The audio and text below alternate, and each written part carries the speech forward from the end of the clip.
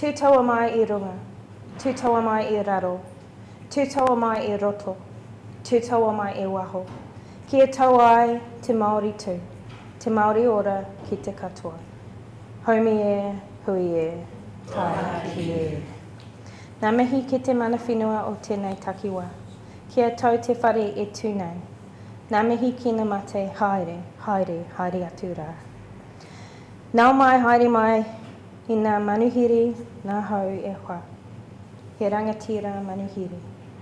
Tō pepeha, ko Don Sandbrook toku papa, ko Shamiali toku mama, ko Whanganui Techweek toku mahi, ko Julie Sandbrook toku ingoa. Ka huri te Māori. Ai. Welcome everyone to this evening's event, presented by the Whanganui Tech Network. My name is Julie.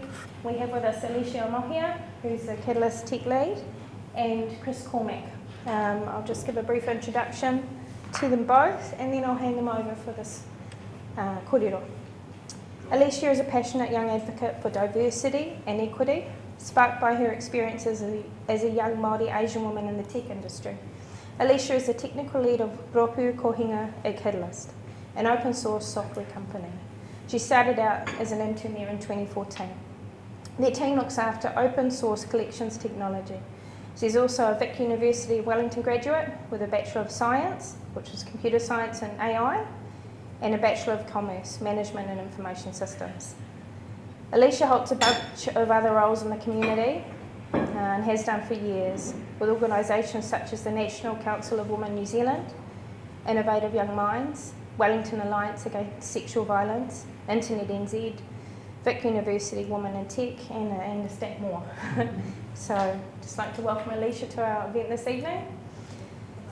Chris, kai tahu, kati mamoe, has 24 years experience working in the ICT sector, with 21 of those being in the library ICT sector. He was one of the original developers of the Koha library management system. Started in Horowhenua and now used by over 18,000 libraries worldwide. Chris started his professional career working for Te Pūtahi Atoi at Massey University after completing his studies for a Bachelor of Science in Computer Science and a Bachelor of Arts in Māori Studies and Mathematics. He programmed the back end of the Toi Te Kupu system, which is a catalogue of resources in Te Reo Māori and for the teaching of Te Reo Māori. Chris is now kaihua, it's been a long day. Kaihua Wairi Matahiko. Kaihua Wairi Matahiko at Catalyst IT, thank you. That's okay. And He mā whiti matahiko ki te kākahu o Hiniraranga at te Kāhuriraranga. So that's my all right, so welcome both of you. Thank you. So with that, Aleisha and Chris are just going to run a little fireside conversation around Indigenous Data Sovereignty. There will be plenty of space for Q&A, okay? So with that, I'll take my seat and hand over to Aleisha. Well done. Ko Aotea te waka, ko Whanganui te awa, ko Ruapuhu te maunga, ko te Ātihaunui-a-Pāpārangi te iwi, no Taumaranui me Cambodia, me India o, kei te noho o ki te Whanganui ātara, ko Aleisha Amohia toku ingoa, tēnā koutou katoa. So my name's Aleisha. As Julie said, I work at Catalyst. I've been there since 2014. Started out as a developer on the Koha project that Chris was one of the original developers of, and I now look after our technical team. And we look after all kinds of open source libraries and collections technology. I'll let Chris introduce himself. Tēnā tātou, ko auraki ki mauka, ko waio te awa, ka moira ki te marae, ko kaitahu rātou, ko kaitima moi, ko waitaha o Kuiwi. I'm Chris Cormack. I was born in Kawapawa in the far north, and then I moved down here when the freezing work closed in Moerewa, and I came down, went to Aramoho Primary School, into Whanganui Intermediate, and then to high school here. And working across the Massey Palmy, where I did my degree and then kept working there for a while, and then moved down to Wellington, where my girlfriend at the time was, and got a job down there. So, as Julie mentioned, my role at Catalyst now is Kaihua Waire Matahiko, or the digital facilitator. No one knows what that means. That's kind of on purpose, so I can make the job kind of be what I want it to be. But on paper, it's to make Catalyst a better place for Māori to work at and a better place for Māori and Māori organisations to work with. It's wholly owned New Zealand company, but Pākehā pretty much through and through. So we're working on it, work in progress, we get in there. But yeah, that's my role there. And then I'm also at Te Kahurarangi, digital technician, or my Māori title is much better. Because you know what the mawhiti is, the cross stitch? Yeah. So the digital cross stitch of the cloak of Indigenous. So that's a much nicer way of saying the digital technician. So it's the best job title I've ever had.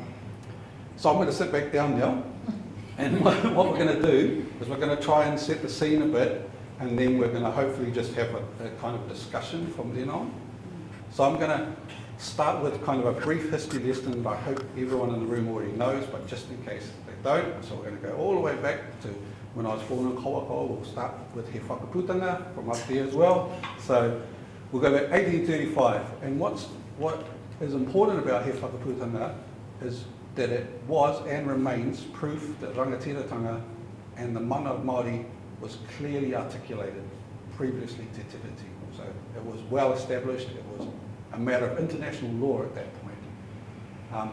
Signed in 1835, sometimes called the Declaration of Independence, but it is the first kind of document that set inside kind of the Western way of thinking that the mana and the rangatiratanga of Māori was intact and recognised by the Crown at that point.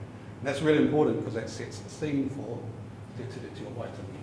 Yeah, and we won't go into each of the articles of Te Tiriti or explaining the content of it, but what's important to understand about Te Tiriti is that that there's two versions of it, right? So there's the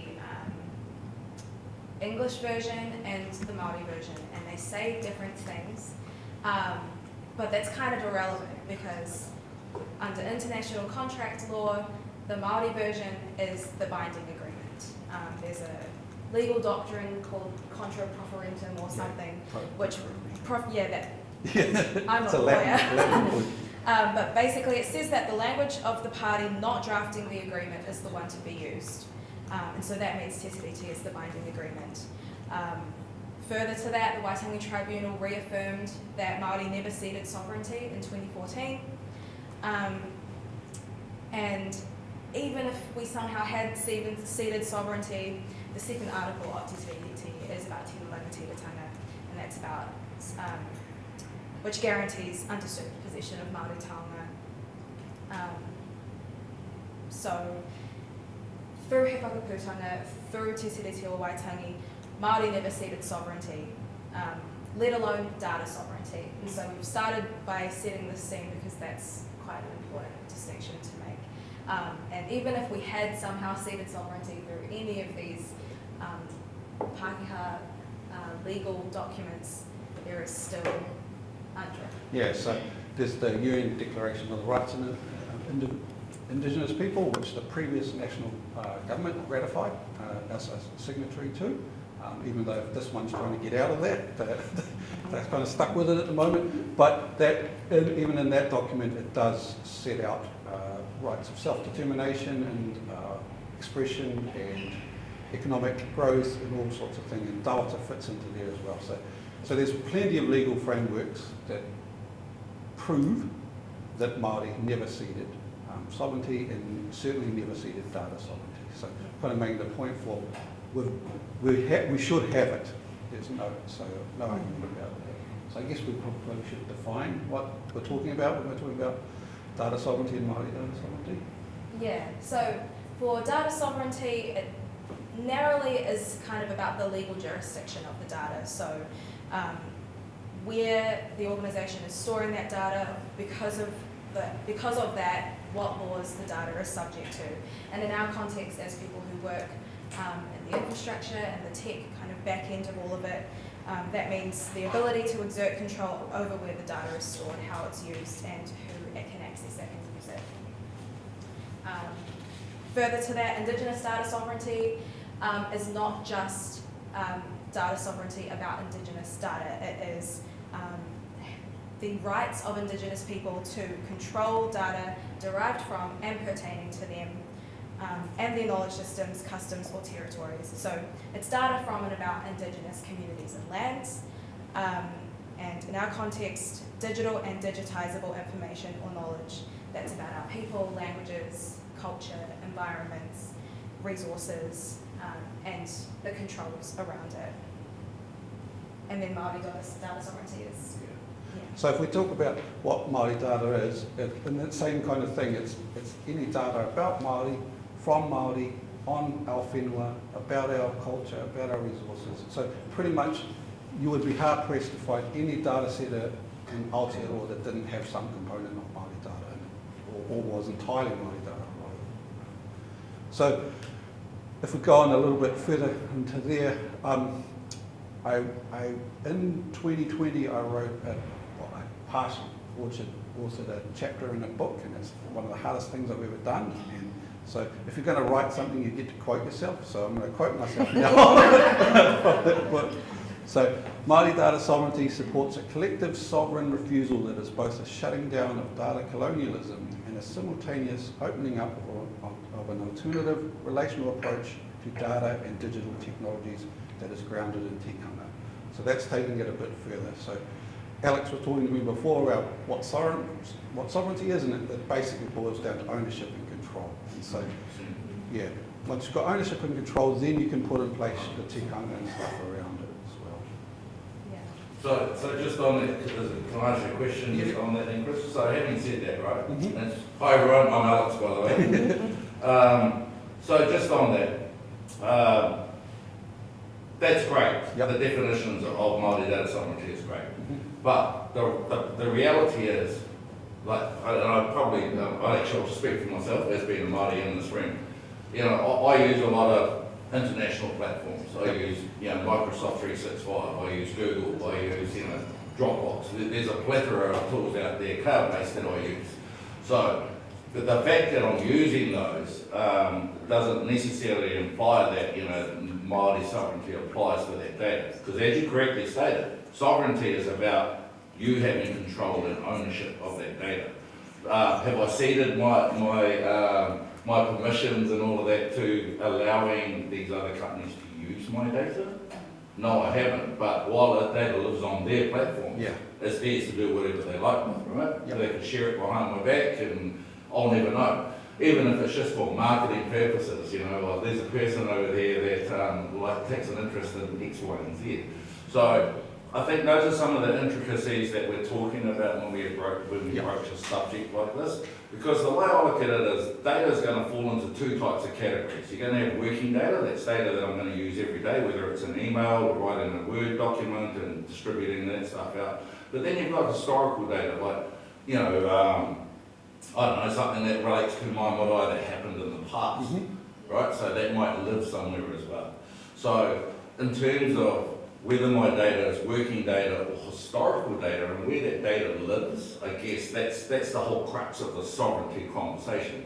Because if I'm using my working data in Microsoft, for example, then when you read through the terms and conditions, and which no one does, they just go, you're about to sign up for this stuff. Do you agree to this 1,000-page document that says that you agree to all these terms, which no one reads? You kind of just tick the box and move on, right? So I think that's the inner workings of, well, is it my data or is it their data now that it lives on their platform? And then who's going to police it? And who's going to say, well, actually, that's Alex's, he's Māori, so these rules apply, and Microsoft turn around and go, well, we're a US company and those rules don't apply to us. So, you know what I mean? It's a really interesting topic, and sorry, I don't mean to hijack it, but I'm just throwing stuff out there just to help people's thought process and get the juices flowing, I guess. I mean, there's a big opportunity here for tech corporations, everyday users, and the government to get together and make sure that there is policy on how companies can operate with data that comes out of New Zealand while they're taking money off New Zealand shores. I think there's a lot of work to be done there, and in the meantime there are a lot of problems being caused, right? And there's a lot of examples that we can give about what happens when we do lose control of our data, especially unknowingly, when we put trust in organisations and sign up to these platforms or sign up to things, and hope that because they look well-intentioned, hope it's going to be okay, and then it kind of, there's backlash for us. Yeah. Yeah. So maybe we can give some examples. So one of the examples I like to give is that, and probably most of them in the room know this, but in 1916, the census data that was collected was used in the Waikato to find people to conscript and send off to World War II, because Waikato Tainui had objected to sending their men over to fight in that war. And so that was something that was supposed to never happen. Like, this is something we've been told that should never happen to census data. It's not to ever be used for administrative purposes. It was. And so people might wonder why there's low rates of Māori filling out the census, because they know what can happen when you do. And that's when your data is given to an organisation that's supposed to do good governance. They can't do sovereignty, because they're not Māori. Only Māori can do Māori data sovereignty, but they could have done Māori data governance in a way that meant that it couldn't be used against us. So that's an example. But just to embellish that point, so I went for a company called Rivera that was bought out by Spark in 2015-16.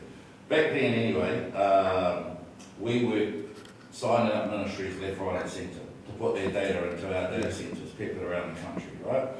So back then, New Zealand citizen data was in play, right? So the government established the All of Government panel. That's good. This is a little bit of background information for you that don't know. So back in 2010, 2011, somewhere around there, the government established the All of Government panel, and they appointed certain IT companies to sit at that panel to provide ICT services to government agencies. And the premise was, if you were a New Zealand government agency and you were procuring IT services, whether it's infrastructure as a service or storage, that data could not go offshore, right? That's New Zealand citizen data, was not allowed to go offshore. So that cut out Microsoft, all the big players, Unisys, HP, you name it, they couldn't sit at the table because they had data centres offshore. That rule changed in 2016, 2017, right? So now, any ministry can approach any ICT provider and their data could live offshore. Which is one of the reasons why Microsoft built the data centres in Auckland, because to help mitigate that problem. So that the people that are consuming Microsoft 365, which is a cloud-based subscription, that, okay, well, we've got a data centre in Auckland now, so we can put that data in there. But at the moment, if you're consuming Office 365, the likelihood is your data lives in Australia. Right here, right now. Until those Microsoft data centres come online, and then they're going to give you an option to move it from Australia back to New Zealand. Right, so to try and keep that sovereignty thing intact. But that just means it stays inside of our country. But that doesn't necessarily mean that you know what happens with your data once it hits their data centres, because they could be piping it off to India in the background, and you'll never know. So, this is one of the other sovereignty issues that needs to be dealt with, is how do you know, which comes back to what you were saying, Aleisha, how do you know that they're not doing nefarious things with your data? And say, hey, look, actually, we haven't got enough storage in Auckland, let's just pipe it off to India, and if they need to access it, we'll just pull it back from there. You know what I mean? So, and it'll be interesting to see if there's any type of legislation that's going to be put in place to make sure that there's some type of guarantee that your data isn't going to leave New Zealand shores. So it's an interesting topic, and it doesn't just affect Māori, it also affects all of us sitting in this room. So something we're thinking. Sorry, but just embellishing your story about sovereignty. So the other principle that compounds that is that in 2018, the US passed the Cloud Act because Microsoft had servers in Dublin and they had emails on there that the US government wanted access to, and Microsoft said no, they're in the EU, they're not in your jurisdiction, you can't have them. They went to the Supreme Court in the US, lost, so the government made a law that says if you are a US-owned company, it doesn't matter where your servers are, you're still subject to US law. So even a data centre in Auckland is better than Australia, because now it's under 2 jurisdictions, US and New Zealand, but in Australia it's under 3, New Zealand, US and Australian jurisdiction. So there's compounding stuff around law, and there's also FISA, the Foreign Intelligence Service Act, that allows warrantless access to information. So if you combine the two, there's no reason, you can't know what's happening to your data, and they don't have to tell you if they've ever had to give it to the US government. So, yeah, it's local data storage, but it's certainly not data sovereignty. Residency doesn't solve everything. That's right. Yeah. 100%. Yeah. So, did you want to talk about one of the other? Yeah, I mean, Alex mentioned terms and conditions, and where one of the other issues of losing control of our data is losing control of the narrative around that data informs. Data is so powerful, it can tell so many stories. Indigenous data cannot be viewed out of context, and we are seeing so often these stories about Māori that are only looking at a very narrow point in time or one isolated incident. And that's just not fair, and it's going to misrepresent who we are and where we come from, and that is one risk of not having control of our data and the narrative that it tells. And an example of that is the rollout of facial recognition technology in supermarkets and things. We're not even signing terms and conditions in this case, we're just trying to get our groceries, and potentially that data can be used against us, especially if it's being used at the same time as data about crime. Yep. And all of these kinds of data sets that have historically painted Māori in a really negative light, and we know that that doesn't tell the full story about Māori and the relationship with the law. So again, we need to be able to give full consent to these things, and we need to be able to control how that data is used, who has access to it, and to revoke that consent at any time. Yeah. One of the other ones that luckily didn't come to pass, but this was back in the Bill English government. Remember the government of big data? That was his thing. It was going to use data to drive all these decisions. So there was a white paper that came out of the Ministry of Justice, and I'll just read you what it says. These life course risk models will be built on the integrated data infrastructure at Statistics New Zealand. That's a database that houses the census data, but also heaps of government administrative data. So if you've ever got a license, you've interacted with WINS, you've paid your taxes, anything's all fed into this. It's anonymised to kind of mesh block level for census, but New Zealand's a small place. It's pretty easy to figure out who people are from there. But from that data, they then wanted to use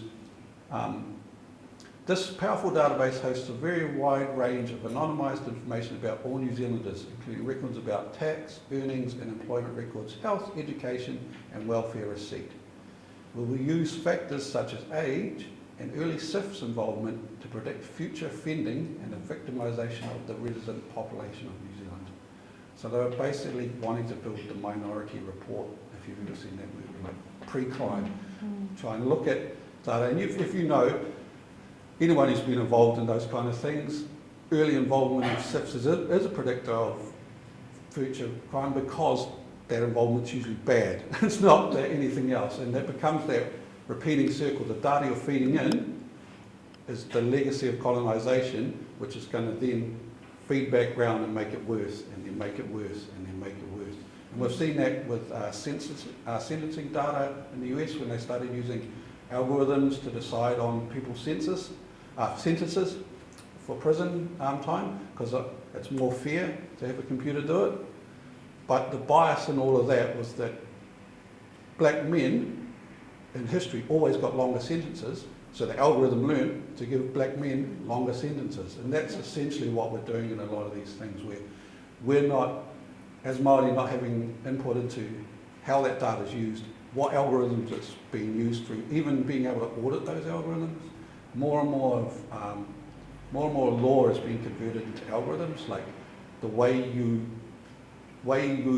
get your benefit is now picked by computers and software more than people, and that is unauditable and we can't see what it's doing, and it's a good example of like not having any sovereignty over this problem. And that's, like Alex was saying, and like Māori say often, what's good for Māori is good for New Zealand. If we get Māori data sovereignty right, then it fixes this problem for basically personal data sovereignty too. Yeah, and I just wanted to touch on, because you mentioned colonisation, Yeah. we have this other quote from this text from Monique Mann and Angela Daly, and I'll just read it. Individuals in general experience the disposition of their data, but marginalised persons and groups experience additional ways in which their data is colonised and used to further discriminate against them. So essentially the way that the examples that we've given and the way that Indigenous data is being used is a continuity of colonialism, which is really dangerous, and why it's so important to differentiate between data sovereignty and Indigenous data sovereignty and then Māori data sovereignty. But the good news is that there are organisations putting in the mahi to guide us so that we can do better, so that the country can do better, and Chris is going to talk to us about some of that. So I'm just going to talk a little bit about Te Mana Raraunga, which I'm hoping most of you have heard of before. So they're an advocacy group that was set up a few years ago, probably 15-ish years ago, I might be wrong, but it simultaneously feels like yesterday and also ages ago, like everything post-COVID does. I've lost all track of time. But they're set up to it grew out of kind of people like Professor Tahu Kukutai out of Waikato University and Professor Pāpārangi Reid out of Auckland University, kind of in the demography and medical health field, because often health researchers have a better handle on kind of ethics of data than potentially some of the other researchers around the place. And so they realised the need for this, having a Māori lens over how data was looked after. So Te Mana Raraunga was set up to kind of assert Māori rights and interest in data, ensuring data for Māori was safeguarded and protected, advocating for Māori involvement in the governance of data and all those kind of things. And so they came up with 6 kind of principles of Māori data sovereignty, which now informs things like the FAIR principles and the CARE principles in North America and some other things. But we'll just kind of step through them briefly, and then we can probably chat a bit more about them after. So I'll take the first one and then I'll pass over to Aleisha for the next one. So the first one is rangatiratanga, so ownership, control. So control, jurisdiction, self-determination and authority. So without those, as your kind of first step, you can't really do the rest. So the next one. Yeah, so the next principle is whakapapa, so understanding that all data has a whakapapa, a context. You need to be able to disaggregate Māori data to more accurately tell Māori stories and to speak to Māori needs and aspirations. And of course, future use. So understanding that Māori data governance should at its core be able to protect against future harm rather than use to cause it. Yeah. And the next one is whanaungatanga, which in this context is more about obligations and accountability and balancing rights. So kind of, it's an interesting thing with Māori data is that sometimes individuals' rights, including privacy rights and benefits, need to be balanced with the collective rights and benefits. And an example of that was the COVID vaccine data. So individual privacy, you had to step back and give away some of your individual privacy so iwi could get a better handle on vaccination rates in the area and do some things about it. So, and that, as Kirikowhai Makaire often says, when you're a part of an iwi, that's an obligation, that's not a right. So being part of iwi, it means that you have to, yes. Tēnā koe Chris Kōrua, nei rapa nei ki koa, koa, ki te rongo, e kōrua, it's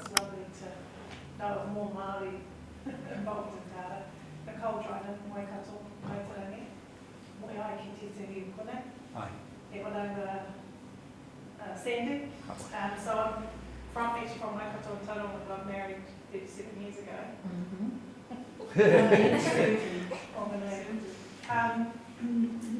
I also happen secondarily or 100 verily with the Stats New Zealand, and we've been involved in helping people to consider filling in census, and now we're involved in returning data to communities. My question, as it always is, as is the obligation of being a Māori and a collective, is to question whether iwi has, it's a current structure. Yeah.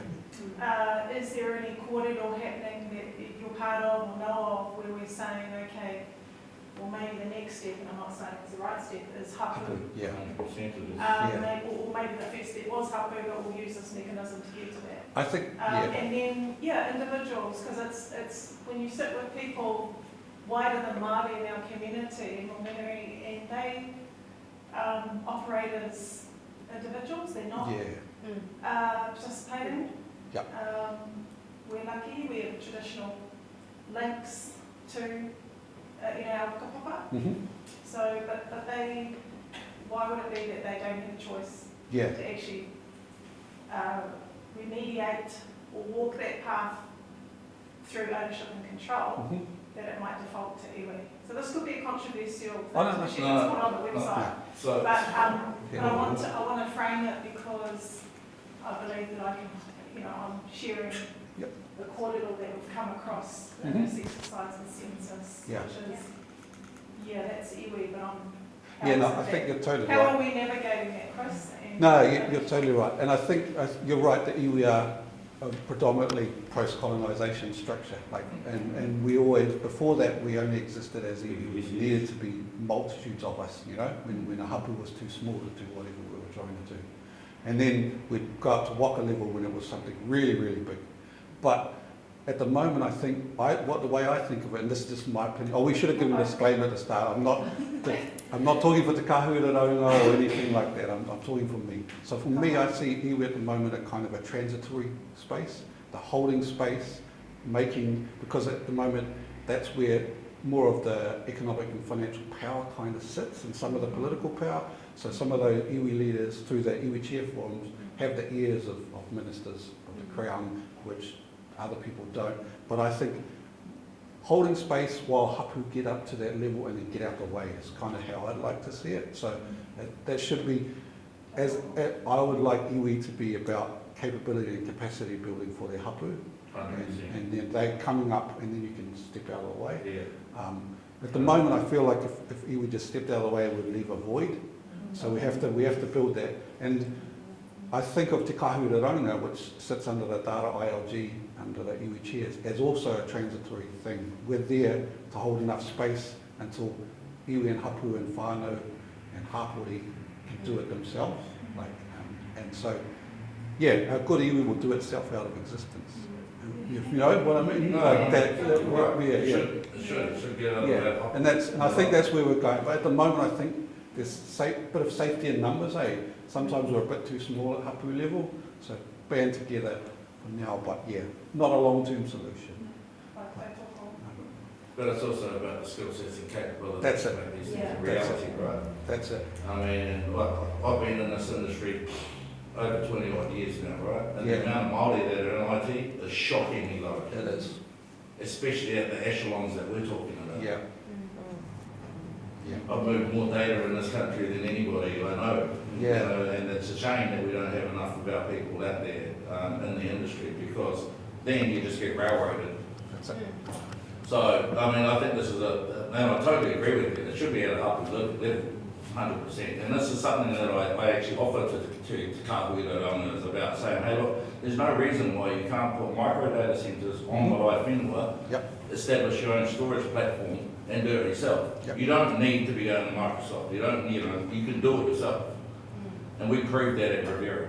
So, if we can build our own storage platform for ourselves, for our own people, and have these micro data centres that are no bigger than these fridges over here now, at each marae, there's no reason why you need to be looking outside to do this stuff. And it's not expensive anymore. Getting data centres, a rack like that would cost you, I don't know, maybe 40, 50 grand. It's nothing compared to building a bricks and mortar data centre that'll set you back 50 million, as what T4's building down in Invercargill is, isn't it? So much better for the environment too. So much better. Yeah. So I think if we're going to talk about sovereignty, we really need to be talking about hapu, marae, and how we can put data storage on the whenua so that you take control. If you consider, most of Māori TV, their data lives at national libraries and archives, right? That data lives at Rivera in a data centre that I built, right? And down in Trentham.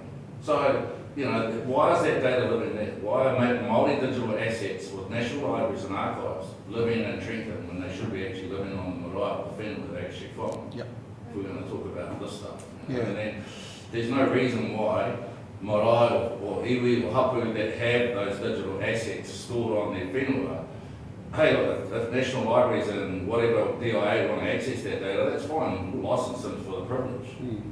So now it becomes revenue generating as well. Right? So it's not just about data storage, it's about how do you, I'm just putting this out there, but it's reality. How can you look at monetizing that data if someone wants to use it for research or whatever? Right? And then looking at it in terms of, okay, now you've got a storage platform across your whenua, why not offer that extra capacity that you have out to other people that might want to store it? There's no reason why you couldn't get the Pacific Islanders storing their data in our data centres as well, right? The opportunities are endless when you think about it. It's just having the willpower to get it done. Yeah, and building that capacity, as you said, and that skill. And people are not coming back to the marae, they're not putting a data centre on it. It doesn't matter if they're coming back or not. It's a revenue generating opportunity for the marae that could potentially bring them back. I wouldn't ever say that it doesn't matter if they don't come back to the marae, but I get what you mean. Yeah, I'm looking at it pragmatically from an ICT perspective. Don't get me wrong, I'd love for more people to come back to the marae. I live right next door to my marae, so I'd love to see my family coming back. But the reality is, as a Māori, I also want to pop to other marae that I don't really go back to either. So what Alex highlights is how, for me, as someone who's not technical in data, but loves people, especially my iwi in-laws, and especially the communities of Whanganui who have adopted me. But there's all this kōrero that happens that's technical. And on the ground, people are just living and trying to. We went into Countdown and I saw someone who was questioning, there was the one over here, questioning why the facial recognition, because there's a big sign that says. And I felt aloha for them, but I also felt aloha for the team leader in Countdown, who just had a little bit of an attitude about it. As in, I don't really want to be queried about it. It's not a win-win situation where something was happening to us. So I think there's a whole lot of money, a whole lot of conduits, and I know Joe from Digital Equity, but also I think Michelle and I, my colleague, were talking about us being more collaborative, stats, census. We definitely have to keep our jobs. We have to keep money, but in a regional sense. So my last kōrero is everything seems to default to Māori, which is not a moniker that we, it's just helps to government and others. National, head office, and we're under real pressure to actually come back to having control regionally, locally. And so my question, I guess, knowing a little bit, is that with sovereignty helps that, I guess, for communities or people with various whakapapa, to ask for, because it's not an easy thing, to ask for control and ownership at the place where we are. So does it, is sovereignty having the kōrero, those involved in that way, not just at a national, but in a, like at community level? Chris and Aleisha, what do you think? That leads in really well to kind of the next principle, which is kotahitanga, and that's around building benefit, like Alex was touching on, data ecosystems, design and function in a way that enable Māori to derive benefit from, be that economic benefit or just planning for climate change, you have to move your marae, or you have to figure out what you're going to do with your urupā, having that data that you can do it. But the next point is building capacity. So we need to have more people who understand and know, and it needs to be at that grassroots level.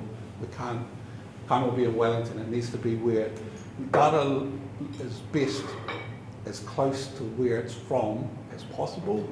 And you know, if you think about our whanganui, that was our data centre.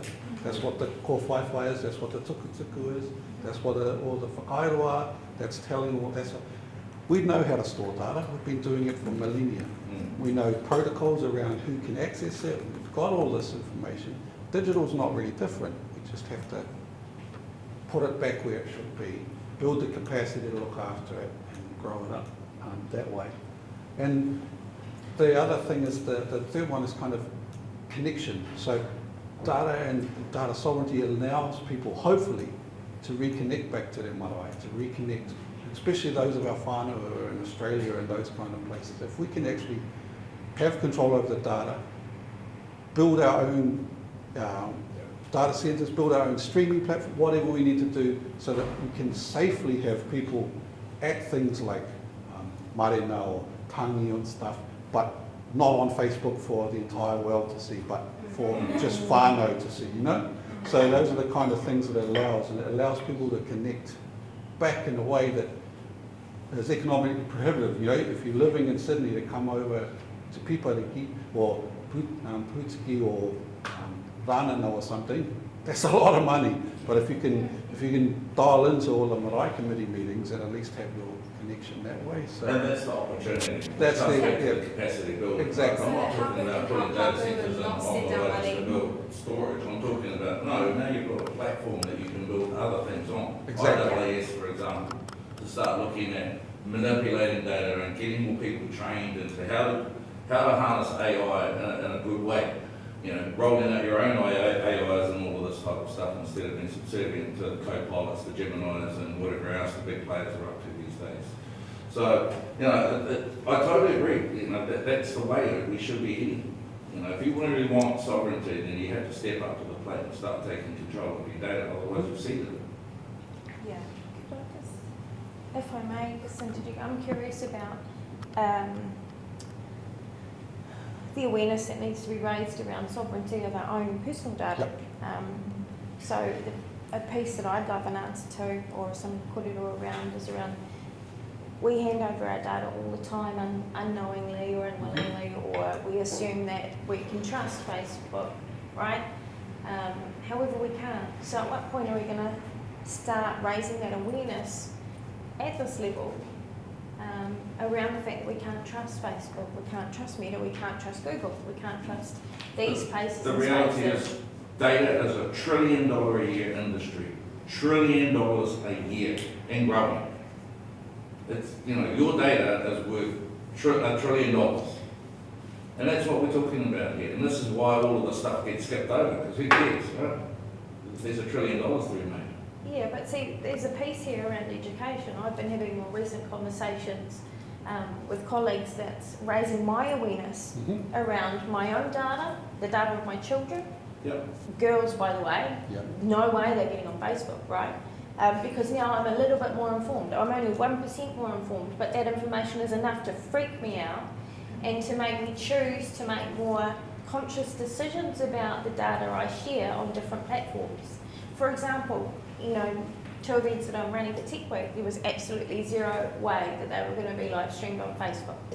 Only because I've just had the conversation within the last few weeks with a colleague who knows more about it than I do, who's raised my awareness around that is owned by Facebook, they do with it what they want, and it feeds into the metaverse, right? So I'm curious about this grassroots level of conversation around personal data. Never mind that I'm, you know, Pacific nation and I have Pacific data that I want to hold on to or be aware of where it's going, or, you know, Māori data sovereignty, Indigenous data sovereignty is almost, I don't want to say secondary, but just across the board, there's a blanket education that needs to be provided for all of us around our personal data sovereignty. And I feel like that's massive key and a massive opportunity that so many different groups could get in behind, you know, to start making our communities safer, our kids safer. You know, we've got AI ramping up in all its different forms, which increases the risk to our children. I don't even know by what, you know, exponential, massive. So, you know, week by week, day by day, the risk is taking off in terms of our children's safety online. So the more awareness we gain pretty darn quickly around our own personal data safety and sovereignty, and then our children's safety and sovereignty, then Indigenous safety and sovereignty, like there's massive education pieces. So there was a documentary called The Great Hack. If none of you have seen it, I highly recommend you go and watch it. So they talk about how they weaponise data now, and this is why it's a $1 trillion industry. I mean, it starts off by saying, who of you have talked to somebody about a certain topic and then jump online and all these ads start popping up about what you've just talked about? Well, how do you think they're doing that? Right? That's how they're weaponising data now, so that they can influence the way you think, influence the way you vote, influence what decisions you make about what you buy, because you're just surfing on Facebook, but you're getting hit with all of these ads about this thing that you were just talking about. You know what I mean? Put it right in front of them. So, I mean, you know, so you throw that into the mix with data sovereignty, which is what we're talking about here. Well, what is data sovereignty? Yes, we can put some definitions around what it should be, but what is it right here, right now? And where's the governance of any of this? Apple iPods. Did anyone see the articles out today about Apple iPods wanting to capture biometric data from us? Yep. Where's the permission Elon's slip? putting chips in the people now, so you know, get plugged in. Cara, something that I've found that's popped up recently, and I'm really interested around the mechanisms, particularly from a legal perspective, is that when you're accessing things, you have to agree or disagree as to whether or not you're going to accept the cookies or whatever. But what I find that's starting to happen a lot more frequently is it doesn't matter if you disagree, it just keeps forcing you into the cycle of having to eventually agree in order to access what it is that you are wanting to access. And I wonder around, you know, the mechanisms that are coming in place, because it's a non-existent choice, not if you're wanting to access what it is, you know, that you need to do what you need to do. Or I find a lot of things now are making you sign up to even, you know, and that's just you, something catches your eye, you have got an interest in something, and you just want to have a read of an article, or you're like, sure, you just need to sign up. So I wonder kind of what kind of mechanisms are perhaps in discussion are coming up, because obviously your choice is removed, like they say, yes, you had a choice, but you kind of don't. It's so I think there's multiple things in play. There's the personal data sovereignty, there's whānau kind of level, and then up. And so when I'm talking more about Māori data sovereignty, I'm thinking about, again, things that you don't have the choice to. So you don't have the choice to withhold your data to interact with WINS. You don't have the choice to withhold your data to interact with IRD. They have to know. And so for the purpose of this, that's the kind of data that I'm thinking about, is this administrative data that the Crown collects that we have no control over how it's used and stuff against us. I agree totally that personal data and stuff is a really important topic, but that's a 6-week long talk. Like there's so much more. So I'm trying to restrict to kind of the smaller level just for now, because otherwise we'll move in the weeds in there as well. But from the digital safety talk this morning, that the education thing is two sides of the same coin. If you educate people better about how their data is used, then they're going to be safer online as well. So it is a really big thing, and it's something that I think governments around the world are failing horribly at, and education systems around the world are failing horribly at. And you mentioned this being a concern of yours for your daughters. Young people have grown up on the internet, and they're much more familiar with what a deepfake looks like, and like even when I'm scrolling my social media, people are like, this looks AI generated, like they're identifying these things much more easily than, for example, my parents, who were kind of thrusted into this world of the internet, and they're like, whoa, this is so cool, I can post all about my kids, and we can see our cousins in Australia and all of these things, which is all true, but the risks around that have not been as freely communicated to them as they were to us as we were growing up and coming through school and learning about these things and seeing all of the problems happen to our friends. So that education piece needs to be across generations. It's not just kids in school on the internet, it's our parents, my nana, it's all of these people who interact with the internet in really different ways and have different security risks presented to them and to their data. Yeah. I think you raised a good point there. You talked about the internet, right? A lot of the problems that we're facing right now is because of the rise of the internet and the need to be connected. Sovereignty wasn't so much of a big deal 20 years ago because most servers lived on-site, on-prem. We're rudimentally connected over slow internet pipes. But now we have ultra-fast broadband, Starlink, everything's connected. All the other devices, Fitbits, you name it, everything's connected now, right? So with that, connectivity means, okay, well the walls have come down, so that means the data just lives out there now. And it's interesting, you talked about ministries earlier. So just as a bit of background for everyone, I used to look after the district health board here in Whanganui, right?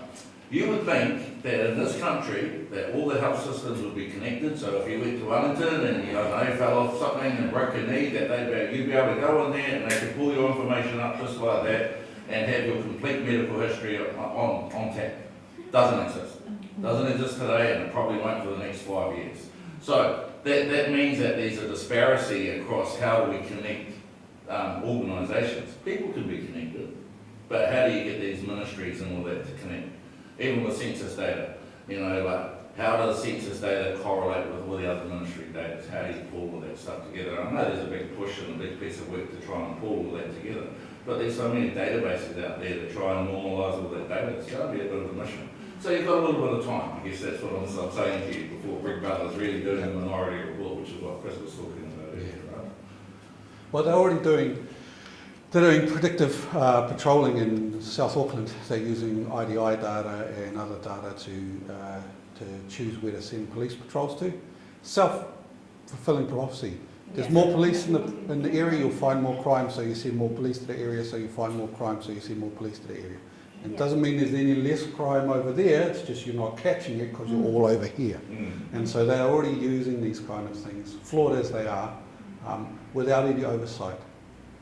And without any influence from outside of those organisations deciding. And so police get access to do a research proposal through the IDI, meet all the ethics requirements, I don't think they articulated what they were actually going to do, but then use that data in those kind of ways. And so that's without kind of governance or at least some kind of mechanism for Māori to know what's happening, or for whānau or hapu or individuals to know what's happening, then we have no oversight over our stuff. And I think that's probably a good point to move on to Te Kahuraronga, to just talk a little bit about the Māori data governance model. So if you think of, we have the Crown, we have us, iwi, hapu, hapori, marae over here. So kawanatanga, mangamotuhaki, tino rangatira, whatever you want to. Over here we've got to have some space where we interact. So if you think of it in kind of the waka-hurua model, that could be the lashings that keep the two waka together. At the moment it's more like a waka-ama, because all of this side's real massive and we've got a tiny bit over here, but if we were even, that's where this kind of Māori data governance model comes out, and that's kind of recognising the fact that we're not going to be able to repatriate all this data that the Crown holds. We don't have yet the capacity, the storage capacity, or the human capacity to look after that. But while they have it, they should at least do good governance over it, good Māori data governance, such that when we are ready, we can take it back. And it hasn't been used against us. So that's kind of the harm minimisation part, I call that. And that's what a lot of us, yourself included, I think, who work for the Crown, that's the space they're playing in. They're not not necessarily the best outcome, but the least worst outcome most of the time. And so we need that work there. We need the work from Alex and others doing over here to build our data centres, and we kind of needs all to be going at the same time. And so that's what I encourage you, if you hadn't read it, it's a really good model. It's based around 8 po, or like 1 whenua and 7 po, around the way you look after data. And it grew out of a need that we saw, that because the Crown often are really good at pretending to be helpless, like we don't know how to do this, we don't have the resources, so they're like, tell us how to do it. So that's kind of what this Māori governance model was. Like, here's basically the 8 steps you need to do better. And it's not going to be perfect, and it's not going to mitigate all harms, but it's going to be a damn sight better than what we're doing now. And yes? Chris, how is that getting rolled out given that Agencies Act? Yeah, if you'd asked me before the election, I would say, no, it's going okay. But yeah, we've got quite a hostile government, and they're hostile to all sorts of things, not just Māori, but they're hostile to evidence and science and all sorts of things, you know. If you look at where they're cutting funding, that's where they're cutting funding. So you have to play the game, and so in order to, it's going better with DIA than it is with statistics, because the CEO of DIA is a bit more supportive. This is being recorded, so that's all I'll say. But it's slow going, and you have to do things like change the terminology. So instead of talking about rangatahi, you've got to say youth. Instead of talking about Māori, you say the regions. Instead of, like, there's words you use that can play the game. And so you just have to it's stupid, and it's really stupid that we have to do it, but we have to do it. It's slowly making its way through. The nice thing is that there's very little resistance in terms of an ideological level. Like, no one goes, that's a bad idea. Everyone's like, oh, it's hard, we don't have the money to do it. That's a solvable problem. It's much harder if someone goes, I don't want to do it because I think it's a bad idea. I mean, there are, but they're in the beehive. We don't have to listen to them anymore. They'll only be there for 18 months, is my theory. I reckon as soon as Winston's finished his turn, he's going to pull the government down, and we'll have a snap election. Buy me a beer if I get that right. But no, I think that transitory, and that's why I much prefer working with Te Kahuranga and iwi and hapu, who think at 500 years is a small cycle, not 3, 500, right? Thinking about that. So yeah, it's not going great. It could go better. Any particular ones lined up next? After those two? Yeah, sets NBI. There's a lot. They hold a lot of data, and they hold a lot of data around business and stuff as well. And actually, they hold a lot of putia. They hold a lot more money than some of those other ministries as well. Thank you. I feel like I've been talking for ages, so Aleisha. What can I add to that? I think I just want to add to what you said about, like, we have to speak their language for them to listen, and that's true and unfortunate. The fortunate part of it is that it is one method. Yep. So while there are some ropu doing that, there are other people like Alex who are building capacity and building data centres and working on our hapori on the ground level. What's really positive is that awareness for data sovereignty and what it means is growing in both the public and the private sector. So, like Chris said, that they are interested in these ideas. They think they're good. They just don't understand them, and it needs to be told to them in a language that they can understand and relate to.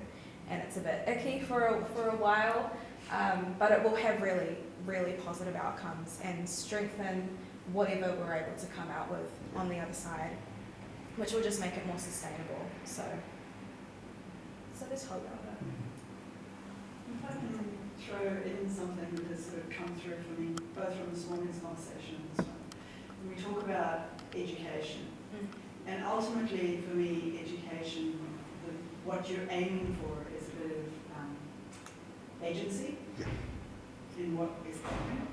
What I notice as we talk about this is fear arising and concern about what happens. But from my own practical point of view, I guess being born in that generation kind of is the toe in the door of digital natives. This concept of inclusion and a recognition that if you're not able to embark in the sphere of this cyber internet space, you are essentially out.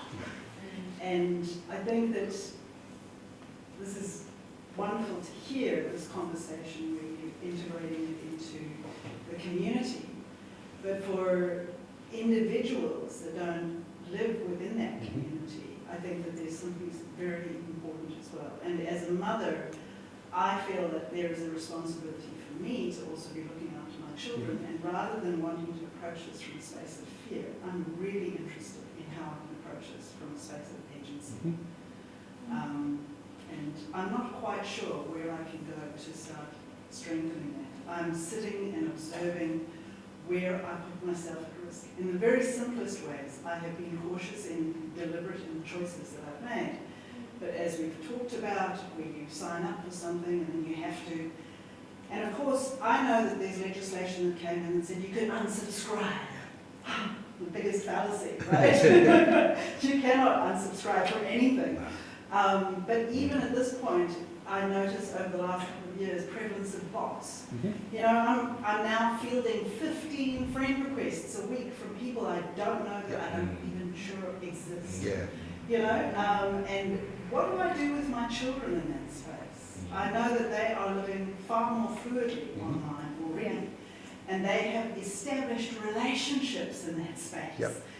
And I would hate to see border controls coming in and closing down and ultimately excluding. So yeah, that's just something, I guess I'm interested in the agency and where does individual find agency around this? For me, I think a lot of it is understanding what's happening, and then, as they say, it's free, prior and informed consent. It's that informed bit, eh?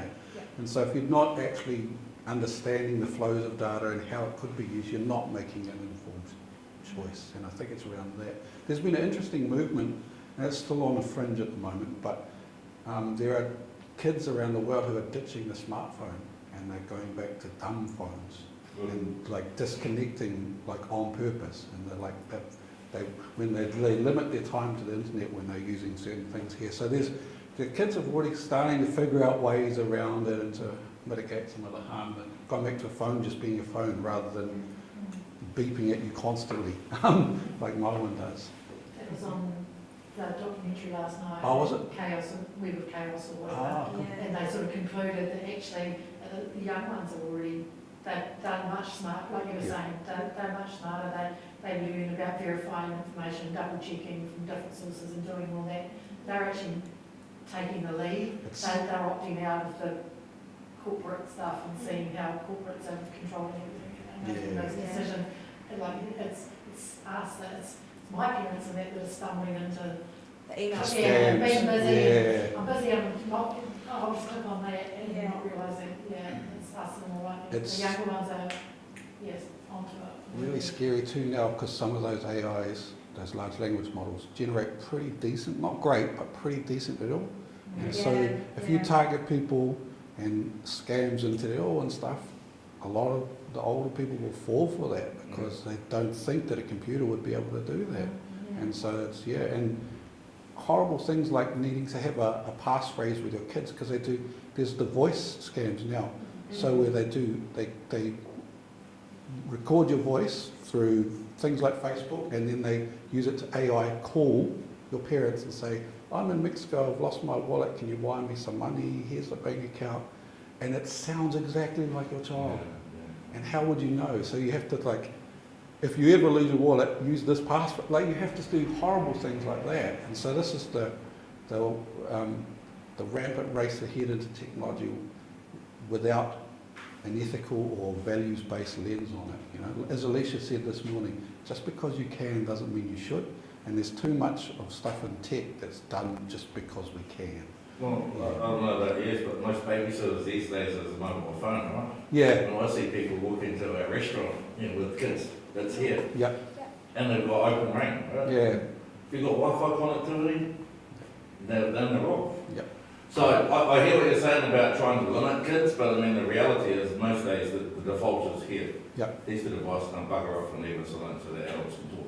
Yeah, I don't know that we need to limit kids. I think they're pretty switched on, and I think it's just what Chris said about being informed. It's understanding what harm looks like and what the risks are. A really good example of that is online gaming. That's a space where people are, for the most part, anonymous and playing as characters that are not truly representative of who they are, and also a space where there are a lot of young people. It's also a space where there is a lot of harm done, and because people are acting as other people, they can say some pretty ugly things and get away with it. And it's, you know, that's an example of a space that is really unsafe for like women and girls and people of other marginalised communities. So it's just about, I think it's just about making sure that people are informed of what harm looks like. You know, if you get a friend request from someone that you don't recognise, don't trust it. And the unfortunate part is that we're kind of having to teach ourselves to be more untrusting. It's not nice to feel this way when we're interacting online and seeing things, and the first thing you have to ask yourself is like, oh, can I trust that? Is it legit? Do I know who's posted it? Do I need to go and do some searching to figure this out? We have to be a lot more vigilant, and we have to talk to our whānau and our elders and make sure they know how to be vigilant as well, because they're not going to figure it out on their own. But it doesn't have to be scary. I think that we can just kind of let them know that, you know, if you get an email that's asking for money, off the bat, don't trust it. Yeah. Show it to me, I'll let you know if it's real. That's what my nana does. And she feels much safer doing that than trying to figure it out on her own. I think it goes back to like building community and stuff again. Like, so we live isolated lives a lot, and so it's all on us to decide. But back when we lived in a papakainga or stuff, we would go and run these past other people. We would make collective decision making. We wouldn't have to just go off and know everything ourselves. You know, the wisdom of the village is much greater than the wisdom of the individuals. So yeah, I think that's probably kind of to the last point that we just wanted to touch on, was a little bit around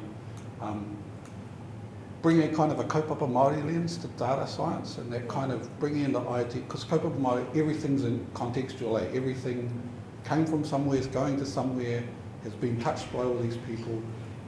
If you kind of think of data in that same way, you think of data as not isolated data points or even isolated data sets, but that's your nan, or that's your river, or that's your thing. Like, you will treat it better, and that's kind of the way we have to kind of, and you'll look after it better than if you think it's like, oh, it's just my points of location. But you know, if you're going up the river to your marae, that's like you're giving away your whakapapa, you're giving away those kind of things as well. So it's bringing that kind of kaupapa Māori lens to the way we store data, the way we use data, the way we give our data over, just that kind of more contextual environment around it. And there's thinkers like Ani Makairi and stuff who've done, and Linda Smith and stuff who've done a whole lot with their decolonising methodologies and stuff, a whole lot more thinking around this kind of thing. If you bring a kind of decolonial lens to computer science and data science, you'll be doing it better anyway. So that's kind of the last point I wanted to say.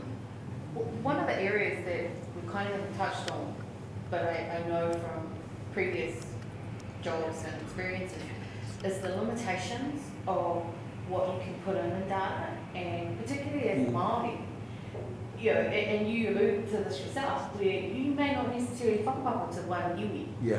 You could whakapapa to 3 or 4, Yeah. and you feel that quite internally, and you want to be able to stipulate that within your data. Yeah.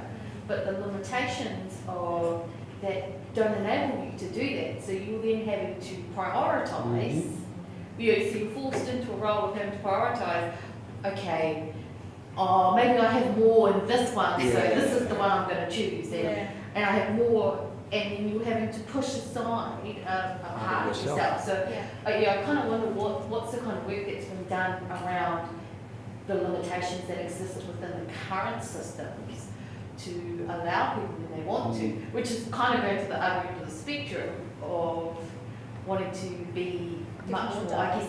Yeah, well, and also I think it's about portraying yourself as a whole person and not having to pick and choose the parts that.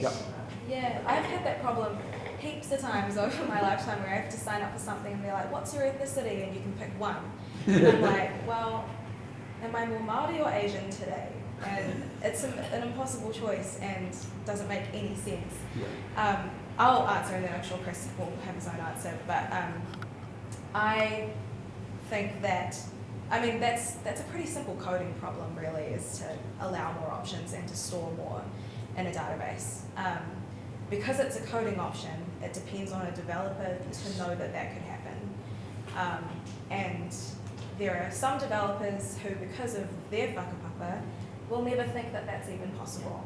So my answer to that is that we need more Māori working in data, more Māori building our solutions, who understand the cultural context within which we operate, and then we don't have to explain to people or point out problems like, I actually belong to more than just this, and that's not your experience. You didn't know that, so you didn't code it, but I could have. So that's my answer. I think you've raised a really good point. It is about whakapapa at the end of the day. As Māori, we have all have whakapapa. I mean, everyone has whakapapa, but when we talk about Māori, obviously it's about whakapapa, right? And Chrissy talked about it. It can be at a hapu level, even level, waka level.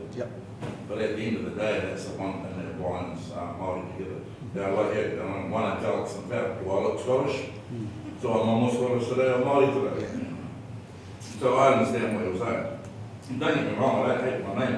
My name really got me through doors that I could never get through if my name was Langi. So I think it is about whakapapa, you're right. I think about how you can use whakapapa to look at building these systems and drawing the dots, because when you sit in a room and people start talking whakapapa, oh, you're from there, oh, you know blah blah blah. Oh, yeah, that's blah blah blah, we're connected. And that's where we look for those relationships, right? Absolutely. And how we can leverage off one another. So, everything has whakapapa. There's whakapapa for rocks, there's whakapapa for trees, everything has whakapapa. If you keep that in mind and you think about your environmental data is as precious to you as your data about your land, because it's the same. Then another example of those issues is my son, Te Poataro, 3 first names. Most systems can't handle that, so he's just Cormack on his boarding pass, on everything. They cannot handle.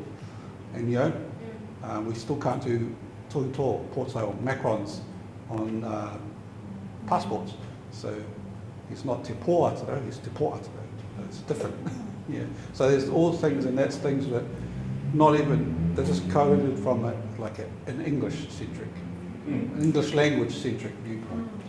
And that's just by not having, like Aleisha said, not having the people in the room to go, hang on, my son's name's that, it's not going to work, We've got a guy at work who's Scottish, O'Connor. His apostrophe used to break systems all the time because they hadn't coded for having an apostrophe as part of someone's name. So it's just having a diverse workforce makes for diverse solutions. Can I share the example of census? Or you're all still hating on that? 2018. Yep. That was a mess. That's why I got a job. It's because it wasn't great, especially for Māori Pacifica. Those that have access considerations. The name, go straight from a paper-based to an online. Thinking, someone thought it was a good idea. That was 2013. That was my project. I wrote it up. The first online census. So, but we'll find now that there's a heck of a lot of people that use the online option, and that will be part of cases forward to say to continue. But it took, I just wanted to say that there was very few Māori internally that could talk to, and we have allies from other countries, a lot, to talk to the importance of not limiting iwi.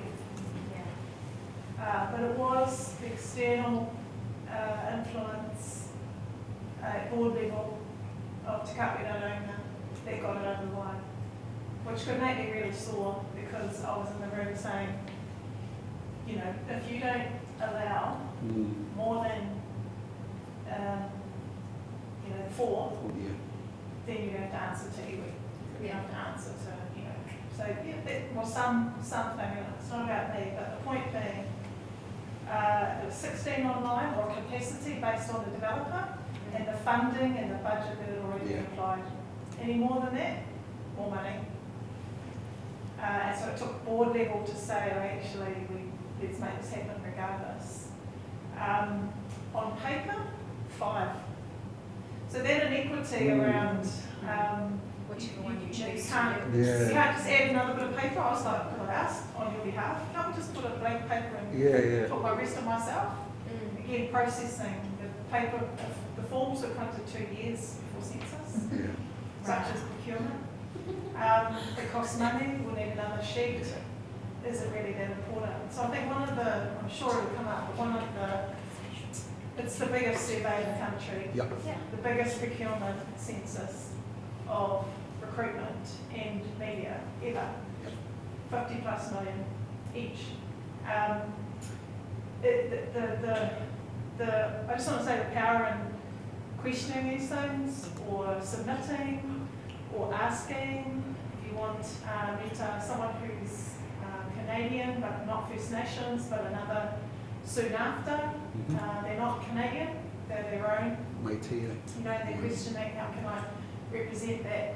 You can. Every bit of information, free typed or free written, is stored. You can access, obviously not to not identify people, but it feeds an understanding about need. That's what I want to say. Whether it's used or listened to is another question, so that's political. But yeah, 16 iwi, up to 16 capacity based on what was bought, but 5 on paper, so we need to correct that. And one of the other ways that I've noticed influencing in this big survey is examples of it being useful in practice with your MPs or local. So, you know, there was a judge at 70 we listed in their profile. We're able to use something like that. Someone else over. All of our mokopuna now, our grandchildren, multiple iwi. Multiple, especially when you come from out of Whanganui, you know. So I still believe that there's what we reflect back to stats more powerfully, collaborative, supporting Kaweraranga and other iwi in itself, community groups, collectives. I think there's still a place for that. And can I just use some propaganda again? Even though you thought it was a year ago, we're now in the process of releasing looking at the future of census. And I live here in Whanganui.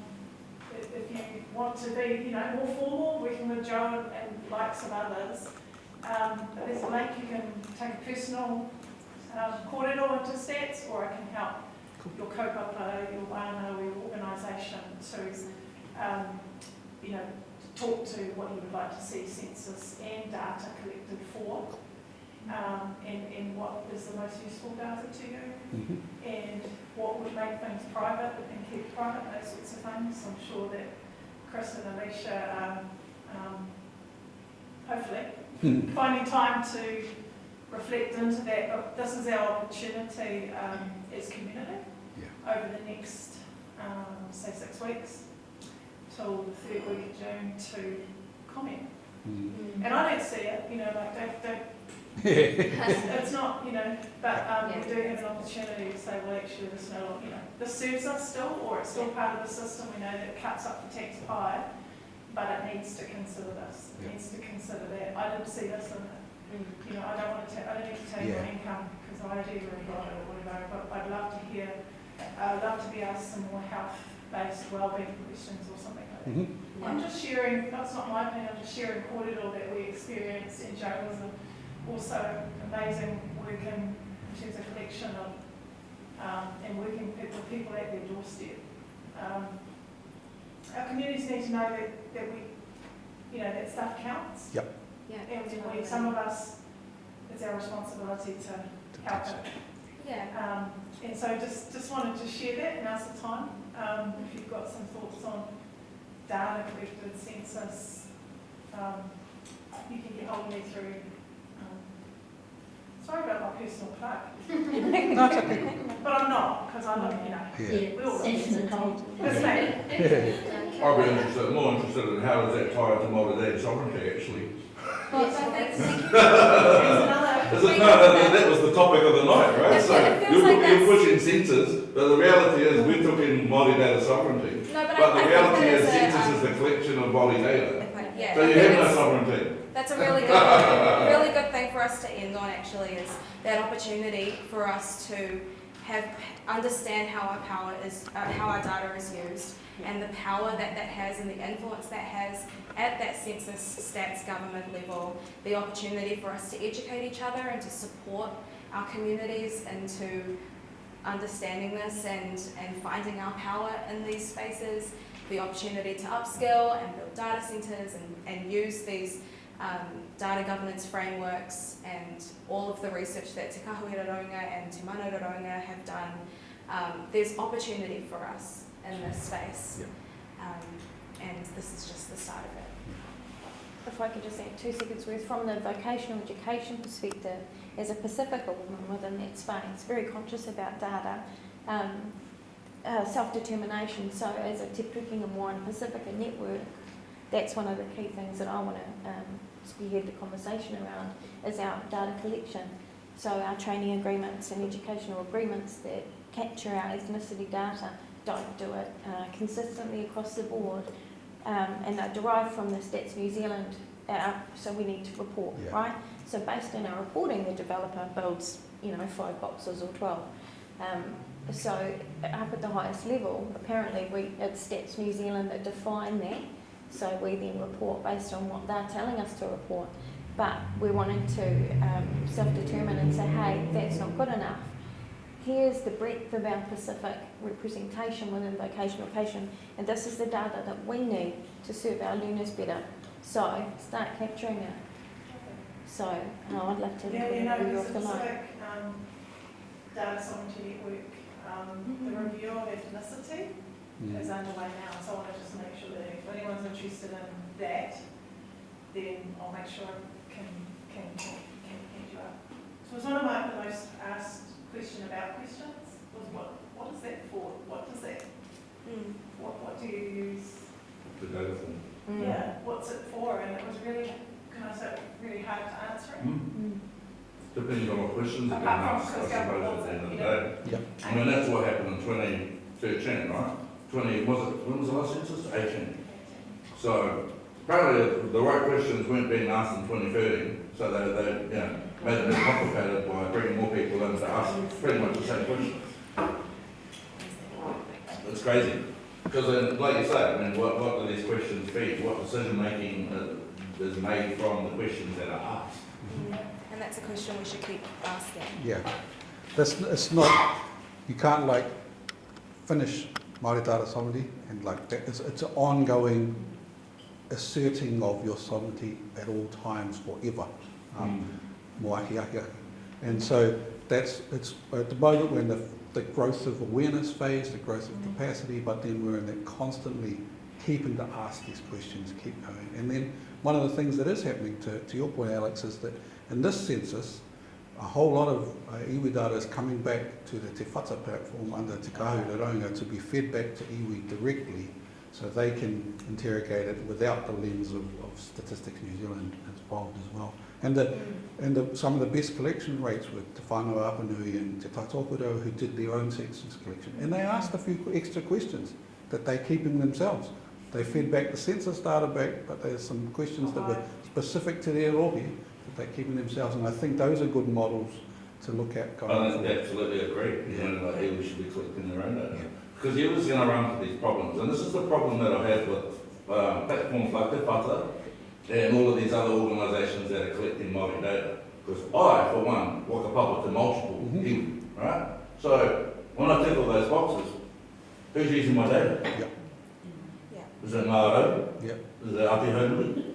Is it Ātihaunui-a-Pāpārangi? Or, you know, so if they're using my data to go chase funding and stuff like that, then who gets to use it? Yeah. And that's one of the issues that I kind of have with that platform. Because I don't think it's wholly genuine. If I'm just putting that out there, it's just my opinion. I think that about wraps us up for this evening. I'd just like to acknowledge all of you for attending this evening and for this robust korero. I feel like some really neat topics were covered, some really neat collaborations will be picked up from here, I'm sure. I'd like to just present gifts to our speakers. So we have a little gift here from Glassworks, made by a Whanganui trained artist. So just acknowledging your time and effort and energy to join us this evening. We do have flowers. Have you two moved back yet to Whanganui? No, I'm trying to move back to Moiraki. Yeah. I'm getting closer. Thank you very much. Well done. I'll just wrap us up with a karakia, hey? Kia tauna manaakitanga a te mea ngaro. Kia runga ki tēnā o tātou kia mahia, kia tua makihikihi. Kia toi te kupu, toi te mana, toi te aroha, toi te reo Māori. Kia tuturu, kia whakamaua, kia tina. Haumie, tai. Kia ora. Thank you very much, everyone.